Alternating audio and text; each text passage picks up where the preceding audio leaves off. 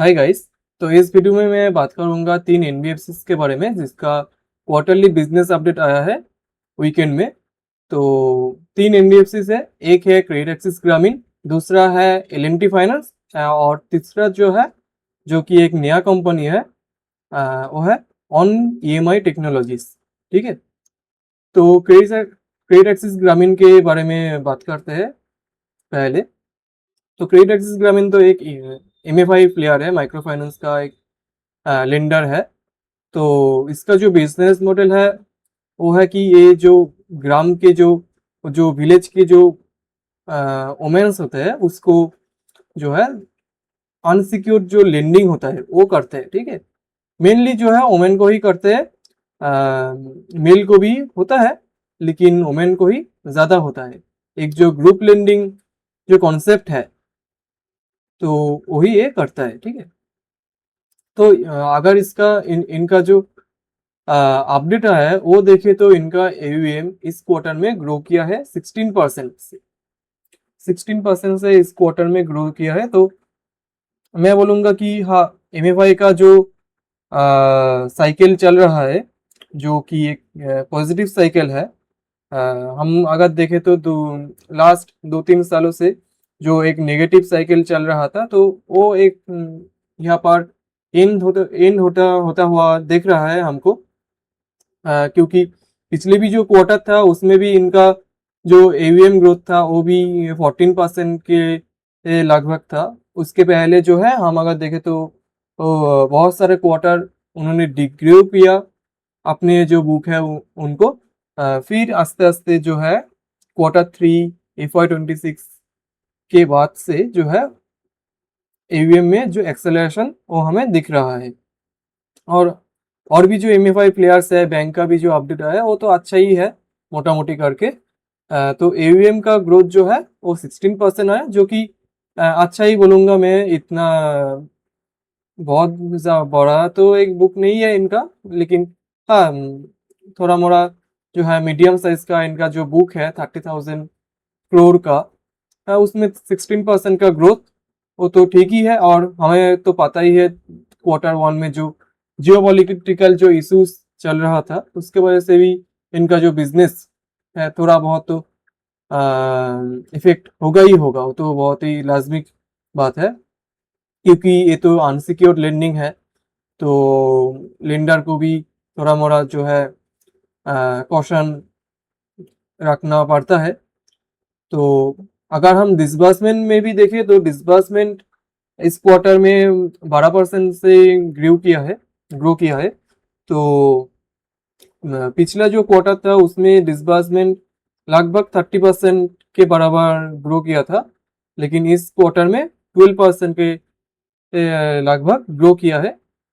जो कि ना आप कह सकते हैं कि हाँ, पिछले जो 2 क्वार्टर है उससे कम ग्रोथ है, लेकिन ऑब्वियसली हम ये बिजनेस में है। ठीक है। और ये जो बिजनेस है अनसिक्योर्ड लेंडिंग है तो वहाँ पर तो बहुत ही कॉशियस रहना ही स्वाभाविक है। तो पहले भी कहा कि Q1 में जो एक प्रॉब्लम आया कि जो जियोपॉलिटिकल जो इशू चल रहा था ईरान यूएस वॉर के लिए, तो वो जो है उसके लिए जो है डिसबर्समेंट ऑब्वियसली थोड़ा बहुत तो कम होगा ही होगा। क्योंकि कहीं पर गैस का जो प्रॉब्लम चल रहा था, तो गैस का अगर प्रॉब्लम चलेगा तो कोई अगर हार्डवेयर कोई शॉप होगा, हार्डवेयर कोई एनबीएफसी होगा, हार्डवेयर कोई मतलब जो है ना छोटा मोटा जो लोहे लक्कड़ के जो काम करते हैं उनका प्रॉब्लम होगा। तो वो उस जो सेगमेंट है, कोई अगर फूड बनाता है अपने जो शहर शहर इलाका है और जो ग्राम के तरफ जो है कैटरर का जो बिजनेस है वो सभी इफेक्ट हुआ होगा। तो उसके लिए ऑब्वियसली वो जो सेगमेंट है, जो सेगमेंट जो एलपीजी के लिए इफेक्ट हुआ है, तो उनको ऑब्वियसली वो एक्सक्लूड किया होगा अपने जो अंडर राइटिंग में। तो उसके लिए डिसबर्समेंट जो है हम अगर देखें तो 12% के आसपास आया है। पिछले क्वार्टर में डिसबर्समेंट ग्रोथ अराउंड 25-30% के लगभग था। उसके पहले भी जो हम अगर देखें तो डिसबर्समेंट ग्रोथ 20% 15% के आसपास था 2-3 क्वार्टर। तो ज़्यादा कुछ नहीं मुझे दिखता यहाँ पर। थोड़ा बहुत हमको भी कॉशियस रहना चाहिए इस जो एमएफआई का जो प्लेयर्स है, क्रेडिट एक्सिस ग्रामीण, आरमान फाइनेंशियल्स, तो वहाँ पर थोड़ा बहुत कॉशियस हमको भी रहना पड़ेगा कि जो है वो उसका जो आगे जाके, क्योंकि आज जो डिसबर्स हो रहा है और लास्ट क्वार्टर में जो डिसबर्स हुआ था, लास्ट मंथ में जो डिसबर्स हुआ था, उसका जो इफेक्ट आएगा, उसका जो एनपीए का इफेक्ट आएगा, वो तो 1-2 क्वार्टर के बाद आएगा, है ना। तो उसके लिए हमें भी थोड़ा 1-2 क्वार्टर जो है कॉशियस रहना पड़ेगा। ये 2-3 कंपनी जो है, बैंक्स भी है, स्मॉल फाइनेंस बैंक्स, तो उस पर भी हमें जो है थोड़ा कॉशियस रहना पड़ेगा। लेकिन ओवरऑल अपडेट जो है लोन बुक का, वो तो अच्छा ही है मोटा मोटी करके।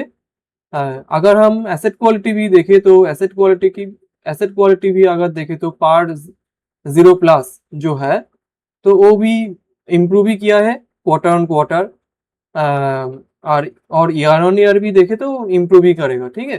तो year on year, quarter on quarter सभी जो है इम्प्रूव किया है। हम अगर यहाँ पर मंथली पार 15+ भी देखे तो वहाँ पर भी हमको जो दिख रहा है कि वहाँ पर मंथली जो है, मंथ ऑन मंथ अगर देखे तो मार्च से ज्यादा आया है। तो उस बारे में ही बात कर रहे थे कि ये जो जियोपॉलिटिकल जो इशू आया था, तो उसके लिए थोड़ा बहुत तो जो है इफेक्ट पड़ेगा ही। अगर हम इस यहाँ पर देखें मार्च 26 में जो मंथली पार 15+ एक्सेलरेशन जो था, वो एक अलग एक मेट्रिक्स है, और मैं जो लंबा जो वीडियो होगा वहाँ पर मैं समझाऊंगा।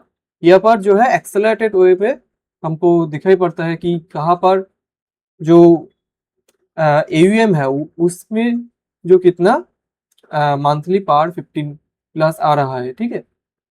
तो यहाँ पर जो है हम अगर देखें तो मार्च में 0.07% था, वो बढ़ के 0.14%, 0.15, सॉरी 0.15, 0.16% आया है। तो ये जो है, ये थोड़ा थोड़ा करके बढ़ा है और स्टेबल भी है।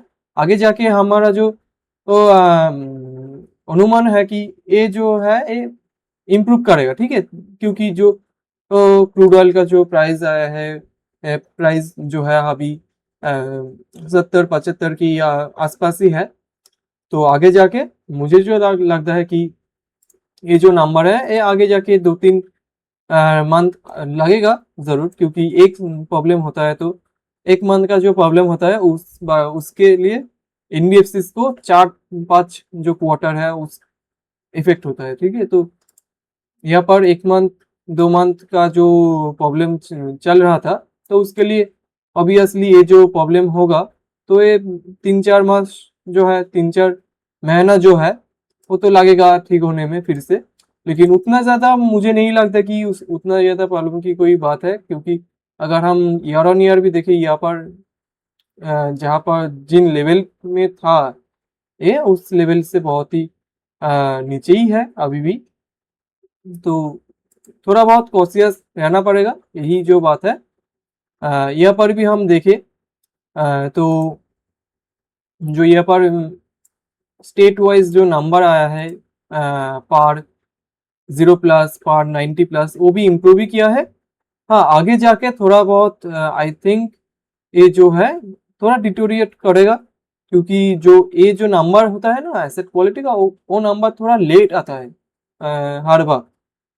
ये जो नंबर है ये इंस्टेंट नंबर है, लेकिन यहाँ पर जो पार 0+, पार 30+, इस जो कैटेगरी का नंबर होता है ये थोड़ा बहुत लेट आता है। तो उसके लिए ही हमको तो 2-3 क्वार्टर अभी भी जो है 2-3 नहीं, लगभग 1-2 क्वार्टर वेट करना पड़ेगा कि क्या कुछ आ रहा है। लेकिन ओवरऑल आई थिंक अच्छा ही है, कोई ऐसा बहुत बड़ा प्रॉब्लम तो नहीं है। और जो प्रॉब्लम था वो तो चला गया है ना। तो जो है हमको देखना पड़ेगा कि आगे जाके ये जो आरमान का जो नंबर आएगा, और भी जो बैंक्स का नंबर आएगा, तो वो कैसा आता है तो हमको वो देखना पड़ेगा। तो ओवरऑल नंबर तो मोटा मोटी अच्छा ही है। हमको क्या करना पड़ेगा, हमको थोड़ा बहुत कॉशियस रहना पड़ेगा इस ये जो माइक्रो फाइनेंस रिलेटेड जो कंपनीज है उसके ऊपर, लेकिन ओवरऑल अपडेट ठीक ठाक ही है। तो इसके बाद एल फाइनेंस आता है। इनका भी जो है वो भी ये इनका भी जो है उनका भी माइक्रो फाइनेंस बुक है। ठीक है, यहाँ पर जो रूरल बिजनेस फाइनेंस है इसके अंदर ही जो है माइक्रो फाइनेंस का जो है नंबर रहेगा। ठीक है, तो हम अगर देखें इनका जो नंबर आया है मोटा मोटी करके ये जो है रिटेल जो बुक है, रिटेल बुक वहाँ पर 28% का जो है ग्रोथ हमको दिखाई पड़ रहा है। तो इनका जो गाइडेंस होता है ये है 20% के आसपास ही इनका जो गाइडेंस होता है वो है। लेकिन ये जो है वो अच्छा ही नंबर निकला है बहुत ही। उनका जो एवीएम रिटेल एवीएम है वो 28% से ग्रो किया है, और ये जो ग्रोथ रेट है ना ये लगातार जो है इम्प्रूव कर रहा है। अगर पिछले जो क्वार्टर है वहां पर भी हम देखें तो वहां पर भी 26% का जो है ग्रोथ आया था। 26% का जो है ग्रोथ आया था पिछले जो Q4 FY26 है वहां पर भी रिटेल जो ईवीएम बुक है वहां पर 26% का ग्रोथ आया था। इस क्वार्टर में भी और एक्सेलरेट हुआ, 28% का जो है ग्रोथ निकला। और इनका जो गाइडेंस भी है, मैंने बोला पहले भी कि इनका जो गाइडेंस होता है 20% के लगभग ही होता है। और पिछले जो क्वार्टर है वहां पर इन्होंने गाइडेंस दिया था कि नेक्स्ट 5 ईयर में ये 20% प्लस का जो है ग्रोथ निकलेगा अपने जो एवीएम है वहां पर से। तो ऑब्वियसली ग्रोथ तो अच्छा ही हुआ है, तो उसमें कोई प्रॉब्लम नहीं है। क्योंकि 28% का जो ग्रोथ है वो अच्छा ही है, बहुत ही अच्छा है, क्योंकि इनका जो बुक भी है वहां पर भी हम देखें तो 1.3 लाख करोड़ का एक बुक है। वो तो मोटा मोटी ये बड़ा ही है बहुत ज्यादा। अगर हम कोई छोटा मोटा भी एनबीएफसी देखे वहां पर भी 30% ग्रोथ, यहाँ पर 30% ग्रोथ ही होता है लगभग 20,000 करोड़ का जो एवीएम है वहां पर। तो इन्होंने जो है बहुत ही अच्छा जो है निकाला। ठीक है, ग्रोथ जो है बहुत ही अच्छा निकाला, 28% का ग्रोथ है with a book of 1.3 lakh crore. तो अच्छा ही ना है नंबर। और डिसबर्समेंट भी हम अगर देखें तो रिटेल डिसबर्समेंट जो है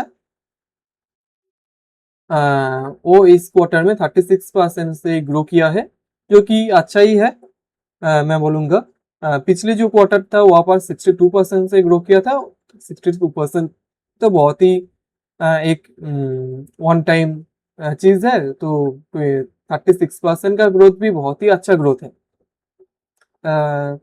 सस्टेनेबल है कि नहीं है ये बड़ा क्वेश्चन है, लेकिन 36% का जो ग्रोथ है वो अच्छा ही ग्रोथ माना जाता है। ठीक है, क्योंकि इतना बड़ा एक बुक है उसमें भी अगर हम 35% से आप अगर डिसबर्समेंट को ग्रो कर रहे हैं तो वो तो बहुत ही अच्छा चीज़ है। तो ये है डिसबर्समेंट। और अगर हम देखें तो जो मेन जो डिसबर्समेंट ग्रोथ आया है वो मेनली आया है, हम अगर देखें तो एक मिनट, एसएमई फाइनेंस जो है, जो स्मॉल माइक्रो एंटरप्राइज को जो देते हैं, तो वो जो ग्रोथ आया है वो 23% आया है, जो कि ना बहुत ही अच्छा है, क्योंकि जियोपॉलिटिकल जो प्रॉब्लम ही चल रहा था उसके लिए एसएमई इफेक्ट भी हुआ है। तो उसमें 23% का जो ग्रोथ है वो अच्छा ही ग्रोथ है। और गोल्ड लोन फाइनेंस जो है वो भी 25% से ग्रो किया है। डिसबर्समेंट ग्रोथ के बारे में बात कर रहा हूँ। और जो रूरल जो फाइनेंस है वो भी लगभग 20% से ग्रो किया है। जो कि ना एमएफआई का जो बुक है इनका वो 25%, 20%, 25% से ग्रो किया है। तो अच्छा ही नंबर है। फार्मर फाइनेंस में 3% का ग्रोथ है। तो ओवरऑल नंबर तो अच्छा ही है। आप देखना पड़ेगा कि इनका जो एसेट क्वालिटी है वो कैसा रहता है, और रिजल्ट्स भी शायद बहुत जल्दी ही है, तो जल्दी ही पता लगेगा क्या है क्या नहीं है। लेकिन ओवरऑल जो लोन बुक का जो ग्रोथ है, ओवरऑल जो डिसबर्समेंट का ग्रोथ है वो तो अच्छा ही है। तो यही बात है। और एल फाइनेंस एक बहुत ही अच्छा बिजनेस है। अगर हम देखें तो इनका जो होलसेल बुक था वो भी इन्होंने बहुत ही कम कर दिया है। अभी तो 2-3% की ये जो है होलसेल बुक बाकी है। सॉरी, हाँ, होलसेल का जो बुक है वो बाकी है।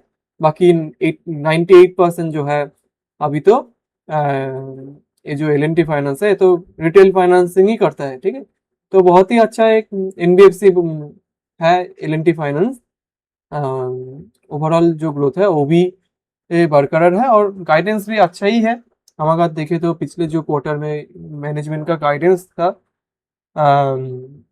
ग्रोथ के बारे में, वो भी अच्छा था। हम अगर एसेट क्वालिटी की बारे में बात करते हैं तो वो भी इम्प्रूव करेगा, जो मैनेजमेंट बात कर रहा था। जो आरओए है वो भी इम्प्रूवमेंट के लिए बात कर रहा था मैनेजमेंट। जो आरओई है वो 16-18% के लगभग हो सकता है FY 31 तक।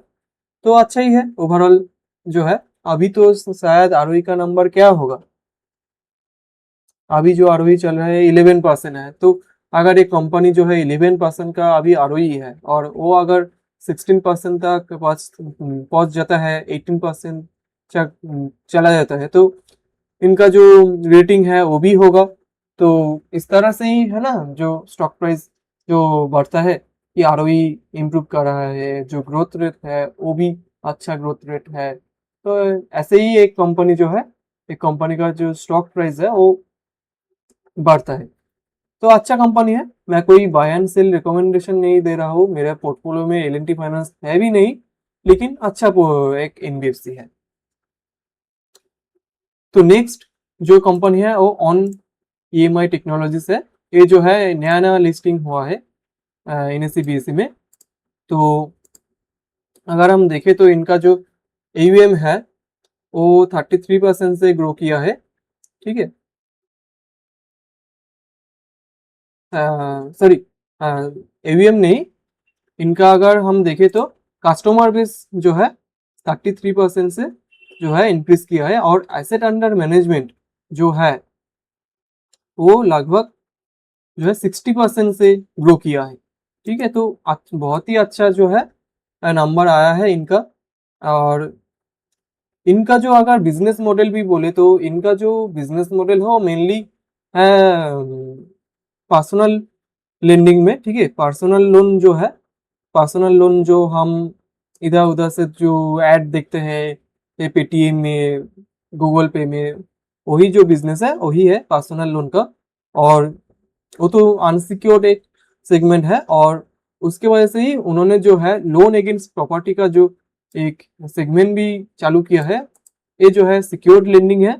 इनका जो मिक्स भी है ये 7.7% के लगभग है अभी।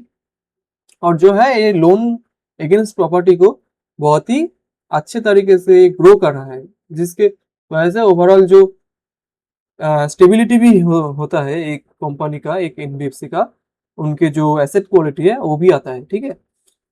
तो ओवरऑल जो है अच्छा अपडेट आया है, 60% का ग्रोथ रेट है इनका। तो बहुत ही अच्छा है।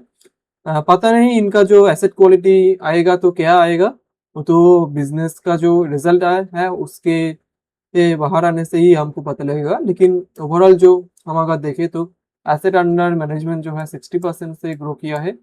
अराउंड अराउंड 8,000 करोड़ का जो है बुक है इनका, ठीक है। लोन अगेंस्ट प्रॉपर्टी जो है पिछले जो क्वार्टर था, मतलब Q1 FY 26 जो था वहां पर 2.5% था, वो अभी है 7.7%। तो दो चीज है, एक जो है ओवरऑल जो बिजनेस का स्टेबिलिटी है वो बढ़ता है, और एक जो नेगेटिव चीज है कि ऑब्वियसली अगर हम personal loan, unsecured personal loan दे रहे हैं तो उसका जो